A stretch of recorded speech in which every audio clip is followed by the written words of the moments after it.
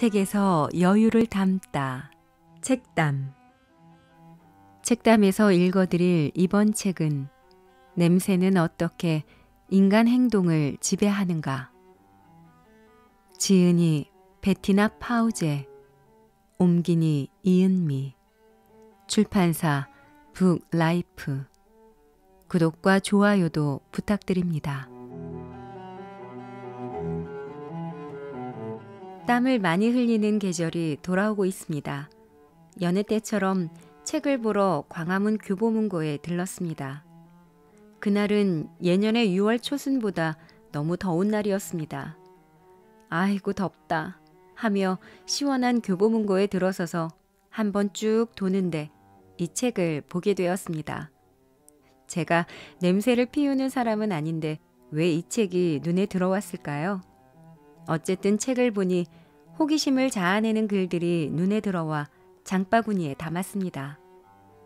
저자는 냄새에 관한 연구를 하는 독일 과학자입니다.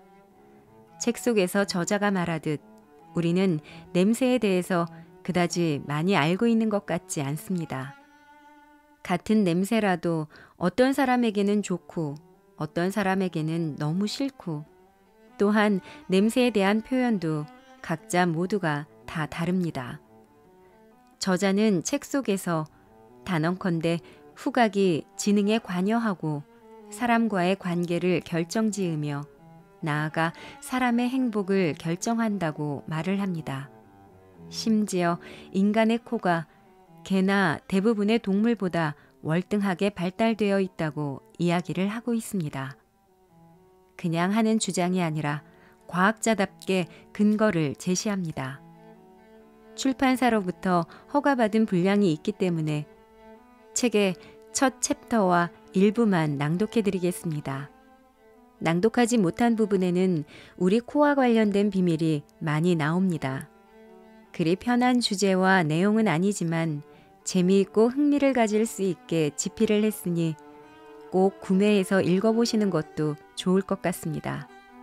잘 들어주시고 행복하세요. 프롤로그. 냄새가 보내는 비밀 신호. 지금 우리가 이 책을 읽을 수 있는 건 순전히 코 덕분이다. 냄새를 맡지 못하면 아무것도 느낄 수 없기 때문이다. 무언가를 기억할 수도 말할 수도 없다. 암만 진화한들 벌레나 곤충 정도에 그쳤을 거다. 이렇듯 우리 일상은 냄새로 좌우된다. 하지만 우리가 인지하는 건 극히 일부에 불과해 삶이 코에 이리저리 휘둘리고 있다는 사실을 눈치채기란 어렵다. 우리는 스스로 똑똑하고 이성적이며 논리적인 존재라고 생각한다. 그래서 어떤 결정을 내릴 때도 늘 신중히 고민하는 줄 안다. 지금껏 그렇게 믿어왔다. 그런데 알고 보면 우리가 선택한 배우자나 회사 직원, 믿고 의지하는 친구들은 모두 좋은 냄새가 나는 사람들이다. 논리적인 이유라는 것은 그저 만들어 붙인 것이다. 후각은 달콤한 딸기 향이나 불쾌한 악취만 맡는 게 아니라 사랑, 공포 같은 감정도 감지한다. 모든 인간은 끊임없이 냄새를 내뿜고 다른 사람 냄새에 쉴 새 없이 반응한다. 타인이 내보내는 화학적 메시지에 귀를 기울인다는 소리다. 한마디로 우리는 우리가 풍기는 냄새 그 자체다. 이제부터 이 신비로운 후각의 세계로 당신을 초대하려고 한다. 얼마 전까지만 해도 인간은 시각적 동물로 여겨졌다. 하지만 사실 인간은 후각적 동물에 더 가깝다. 후각이 시각보다 더 빨리 반응한다는 사실이 다수의 연구에서 보고되고 있다. 냄새를 어떻게 맡고 냄새에 어떻게 반응하는가에 따라 우리의 건강, 행복한 삶, 조화로운 인간관계, 우정, 심지어 지능까지 달라질 수 있다는 말이다. 한데 우리는 이 좋은 능력을 잘 활용하고 있을까? 우리는 후각에 관해 도대체 얼마나 알고 있을까? 아니면 굳이 알 바 아니라고 생각할까? 그렇다면 후각은 진화론에서나 다룰 문제일까? 우리가 후각 세계에서만 사는 것도 아닐 뿐더러 생물학적으로 포유동물이긴 해도 원초적 본능만 따르는 것은 아니니까? 인간은 훨씬 더 진화하였으니까? 이러한 생각들이 오히려 우리 삶의 질을 저하한다. 아주 위험한 착각인데다 잘못된 내용에 근거하고 있기 때문이다. 최근 발표된 연구들은 수천 년 동안 인간이 옳다고 믿어온 것을 완전히 뒤엎는 깜짝 놀랄 만한 여러 사실을 밝혀냈다. 예를 들면 우리는 지금까지 동물의 후각이 인간보다 월등하다고 생각했다. 그런데 아니다. 틀렸다.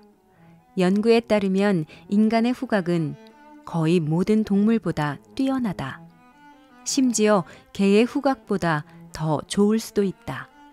지금껏 우리는 인간을 만물의 영장이라며 철저하게 다른 동물들과 구별했다. 그러지 않았다면 후각에 관해 훨씬 더 많이 알고 있지 않을까. 우리 몸에서 풍기는 많은 냄새는 비누나 로션, 향수 등에 전혀 영향을 받지 않는 이른바 쿰쿰한 곳에서부터 나온다. 사회에서는 되레 맡기를 꺼리는 냄새들이다. 그런데 최근 연구들에 따르면 인간은 매 순간 후각이 이끄는 대로 살아간다. 이는 전혀 인지하지 못할 때도 마찬가지다. 정확히 말하면 우리는 후각에 관해 그저 빙산의 일각만 알고 있었다. 사실 후각은 우리 사회의 모든 의사소통 방식에 관여하고 있다. 이 연구들에 관해서 앞으로 차차 알아나가 보자. 자, 이제부터 후각이란 신비로운 세계로 여행을 떠날 것이다. 지금껏 전혀 생각하지 못했던 새로운 내용이 수시로 등장해 번번이 놀랄 수도 있다. 우리는 이른바 케미가 통해야 한다는 사실을 예전부터 알고 있다. 비록 이 케미란 걸 직접 보거나 냄새로 맡지는 못해도 우리에게 얼마나 중요한지를 은연중에 알았다는 뜻이다. 그렇기에 후각의 세계를 여행하다 보면 종종 고개를 끄덕일 것이다. 흔히 인간이 자연에서 왔다고들 하지만 인간은 자연의 원형인 케미, 즉 화학에서 비롯됐다. 이처럼 우리에게 냄새가 아주 중요하다는 사실은 유감스럽게도 가짜 뉴스가 무분별하게 쏟아져 나오는데 일조했다. 그 중에서도 매력적인 파트너를 만나기 위해 페로몬 같은 호르몬 향수나 디오더런트를 사용하라는 이야기는 완전 터무니없다. 물론 다른 사람에게 자신만의 매력을 어필할 필요는 있지만 그렇다고 향수를 뿌릴 필요는 없다. 유혹을 위한 냄새는 우리 스스로 만들어낼 수 있다. 이게 어떻게 가능한지는 지금부터 알아보자. 친구들의 냄새가 더 좋다. 외로울 때면 세상에서 완전히 고립된 듯하다. 어떤 것과도 연결되지 못한 느낌이다. 다른 누군가와 함께하고 싶은 바람은 어떤 이유에서건 충족되지 못한다. 외로움은 지금 잠깐만 혼자 있고 싶어, 오로지 나만을 위한 시간을 갖고 싶어 와 같이 자발적으로 혼자 된 것과는 엄연히 다르다. 외로움은 불행처럼 우리를 타격한다. 외로움은 행복의 전제 조건이 결핍되어 생기는 것으로 서구에서는 사망 원인 1위다. 외로움은 여러 중증 질환을 유발할 뿐더러 치사율도 높인다. 과체중, 운동 부족, 알코올이나 니코틴에 중독되는 것보다도 훨씬 심각한 증상이다. 외로움은 그 자체로는 질병이 아니지만 치명적인 결과를 낳을 때가 아주 많다. 게다가 우울증, 불안장애, 물질 사용장애, 조현병 등 거의 모든 정신질환이 외로움에서 유발될 수 있다. 알츠하이머형 치매의 진행 속도를 가속화할 수도 있다. 어째서 외로움이 흡연보다 더 치명적일까? 사회적 동물로서 사회적 뇌를 가진 인간에게 가장 큰 스트레스 유발 요인은 외로움이다. 뇌는 스트레스를 신체적 고통과 별반 다르지 않게 인식한다. 이는 확연하게 다른 방법으로 실행된 두 가지 연구를 통해 확인할 수 있다. 하나는 그간 누적된 엄청난 양의 인구 집단별 건강 데이터를 활용하는 것이다. 특히 이들이 외로워하고 있는지, 친구나 지인들과 친밀한 관계를 맺고 있는지 등을 확인한다. 그런 다음 이들의 신체 및 정신건강 상태를 수년간 추적한다. 대략 3,500만 명을 꾸준히 살펴본 결과 외로움이 흡연 못지않게 인간에게 치명적임이 확인되었다. 또 다른 방법은 실험 참가자들을 한시적으로 외롭게 만들어 그 순간에 이들의 인지, 반응 및 행동 변화를 살펴보는 것이다. 예를 들어보자. 실험 참가자가 다른 두 사람과 함께 핸드볼 경기를 벌인다. 사실 다른 두 명은 피실험자가 아닌 연구원이다. 처음에는 서로 공을 주고받으며 놀다가 어느 순간 진짜 실험 참가자는 빼놓고 가짜 참가자들끼리만 공을 돌리며 논다. 이러한 사회적 배제에 피실험자는 외로움을 느낀다. 그의 뇌는 실제로 고통이 주어진 것처럼 반응했다. 외로움이 뇌의 착각을 일으킬 수 있음이 여러 학술 연구를 통해 증명되었다. 실험 참가자들은 생리적 반응이 달라지고 스트레스를 느낄 뿐더러 집중력도 흐트러졌다. 자기 자신에게만 몰두하고 주변의 부정적인 것들에만 시선이 갔다. 또한 무력함을 느끼며 감정 조절에도 어려움을 보였다. 지속적인 외로움은 만성 스트레스처럼 심장의 혈액순환이나 위장활동, 면역체계 등에 영향을 미치며 이는 고혈압, 위궤양, 암 등으로 발전할 수 있다. 부언하자면 신체적 또는 심리적 압박에 의한 스트레스는 사회적 관계망을 통해 낮출 수 있다. 사회적으로 다른 사람과 연결되어 있고 보호받고 있다는 느낌은 신경 호르몬인 옥시토신을 생성해내는데 이는 코르티솔이나 아드레날린 같은 스트레스 호르몬의 부정적 효과를 감소시킨다. 그런데 외로움에는 이러한 범퍼 효과 같은 게 없다.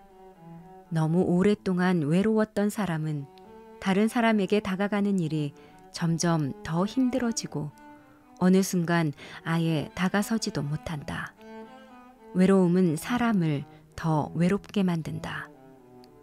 인간에게 가장 중요한 사람 사이 접촉이 없다는 건 정말로 끔찍한 일이다. 안타깝게도 이러한 이유로 아픈 환자들이 자주 고통받는다.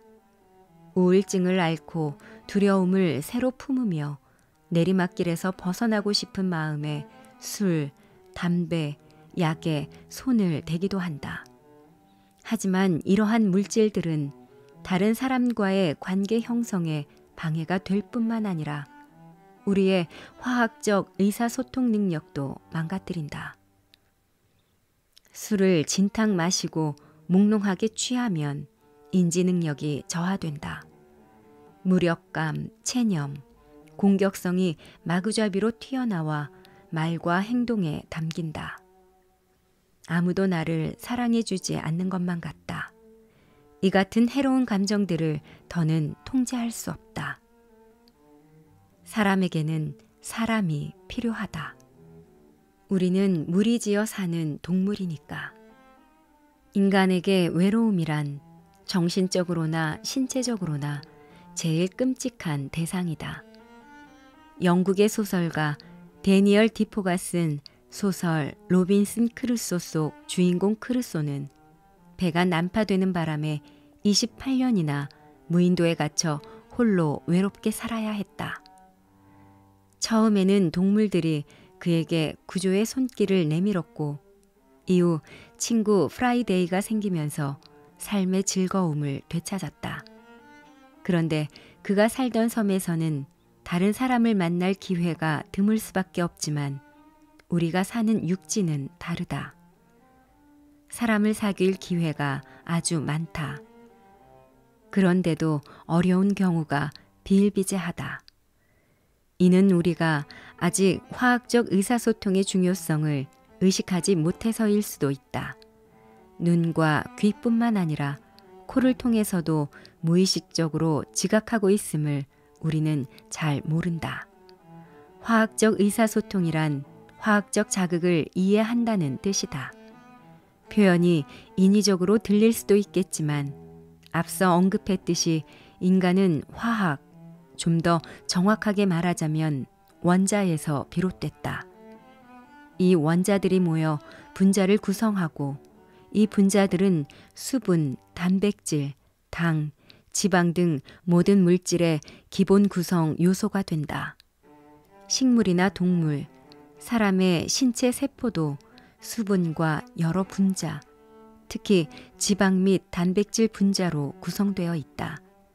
당 분자는 몸에 필요한 에너지를 만들어내는데 뇌 역시 이 당 분자를 필요로 한다. 분자 없이는 사람도 없다. 자연적인 분자는 공기 중에 떠다닌다. 분자 없이는 아무것도 존재하지 못하듯 실제하는 모든 것은 분자로 이루어졌다. 본래 화학은 물질의 특성 및 구성, 변화, 연결고리 등을 연구하는 자연 과학을 의미한다. 하지만 요즘에는 화학이라는 용어가 흔히 몸에 좋지 않은 것, 해로운 것, 화학제품, 인위적으로 만든 냄새 등을 가리키는데 쓰인다. 인간을 구성하고 우리가 꼭 필요로 하는 화학과 이들은 분명 다르다. 다른 사람과 함께하며 느끼는 편안함은 대부분 의식하지 못하는 화학적 신호들을 통해 생겨난다. 함께 있을 때 더 편안한 사람이 있다. 우리도 이를 느끼긴 하지만 합리적인 이유를 찾거나 당신의 오라는 아주 아름다운 오렌지 빛깔을 띠고 있어요. 같은 알듯 말듯한 말만 할 뿐이다. 그러고 보면 인간은 참 창의적이다. 직장 동료 X가 스트레스를 줘서 같이 일을 못하겠어. 옆집 사람에게서 안 좋은 에너지가 나와. 내 집이 엄청 좋아 보이는지 시누이가 질투해. Y가 등장하기만 하면 긴장감이 맴돌아. Z만 나타나면 모든 게 엉망이 돼. 더는 안 마주치면 만사 오케이지. 다들 분명 똑같이 느낄 거야. 등의 말로 누군가를 설명한다. 그런데 정말 그런 사람들일까? 아니면 우리가 후각을 통해 느낀 바를 정당화하고자 그렇게 생각하는 걸까? 그 사람과 함께하고 싶은지, 그 사람에게서 어떤 매력을 느끼는지, 그 사람에 관해 어떻게 생각하는지 등은 결국 그 사람이 뿜어내는 화학적 배출물에 의해 결정된다.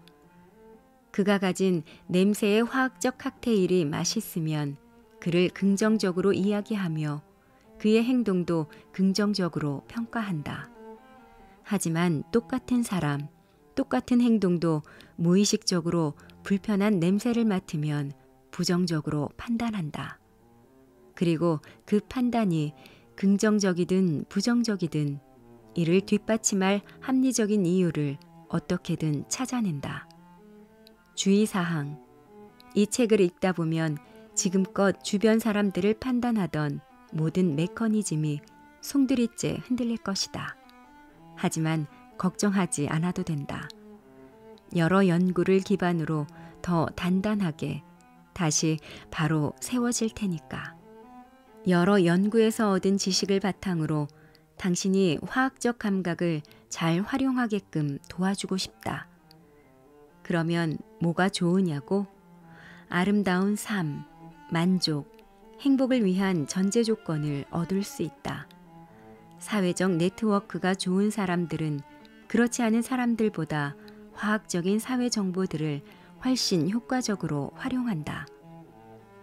사회적 관계망이 넓은 사람들을 보면 그렇지 않은 사람보다 냄새를 더 잘 맡는다. 인간에게 화학적 의사소통이 아주 중요하고 유익하다면 후각 능력이 좋은 사람들이 유리할 수밖에 없다. 실제로 그들의 후각 능력은 남들보다 좋다. 냄새가 희미해도 예민하게 알아차린다. 즉, 사회적 관계망이 넓은 사람이 사회적 관계망이 좁거나 아예 형성되지 못한 사람보다 더 민감하게 냄새에 반응한다는 의미다. 그렇다면 이런 질문을 던질 수 있다. 이들은 다른 사람들보다 섬세하며 타인에 대한 공감 능력 역시 뛰어나단 말인가? 그렇다. 냄새를 잘 맡을수록 상대를 잘 이해한다. 그 이유는 코를 통해 인지된 냄새가 뇌에 도달해 감정을 유발하는 일련의 과정으로 설명이 가능하다. 냄새를 잘 맡을수록 오래 산다. 우리 인생에서 냄새가 얼마나 중요한가는 치사율을 통해서도 알 수 있다. 냄새를 잘 맡는 사람들은 그렇지 않은 사람들보다 더 오래 산다. 스웨덴의 정치가 마리아 라르손이 10년 동안 추적 연구한 결과 후각 능력이 좋지 않은 사람은 냄새를 잘 맡는 사람보다 치사율이 약 20% 높았다. 추적 대상은 40대 이상 성인들로 나이, 성별, 기저질환, 치매 등은 어떠한 영향도 미치지 않았다. 후각과 치사율의 상관관계는 두 가지 가설로 설명 가능하다. 첫 번째는 후각 세포로부터 받은 신경 자극을 대뇌에 전달하는 후각 신경 부위인 후각 망울이 그 자체로도 중요하기에 정서 및 기억 활동에 주로 관여하는 편도체와 해마가 활성화되려면 후각 망울도 함께 잘 기능해야만 한다는 논리다. 두 번째는 냄새를 못 맡을수록 친구가 적고 사회적 관계망도 좁다는 논리다. 냄새를 잘 맡는 사람들은 풍요로운 삶을 즐길 뿐만 아니라 수명도 길다. 그런데 수명은 유전의 영역이 아니었던가? 부분적으로는 그렇지만 우리 몸을 얼마나 소중히 다루는지, 건강하게 살아가는지 등 행동 방식과 관련이 더 크다. 궁극적으로 우리는 삶을 통제하지 못한다. 연구할 때마다 느끼지만 우리 삶은 킨더조이 같다. 예측할 수 없지만 분명한 것은 상당 부분 영향을 미칠 수 있는 요인들도 있다는 점이다. 여기에 후각도 포함된다. 자, 본인의 후각이 그렇게 특출하지 않다고 생각하는 이들에게 희소식 하나. 후각은 연습하면 좋아질 수 있다. 그 방법들에 관해서는 차차 이야기할 테니 계속 책을 읽어나가길 바란다.